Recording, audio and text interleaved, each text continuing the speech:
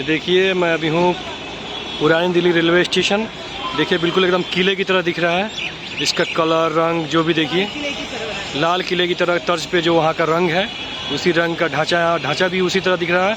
वैसे बता दूँ काफ़ी पुराना है, ये सबसे पुरानी रेलवे स्टेशन है दिल्ली की। इसका नाम भी रखा गया है पुरानी दिल्ली। अब देखिए कितना खूबसूरत व्यू आ रहा है, शाम का टाइम है।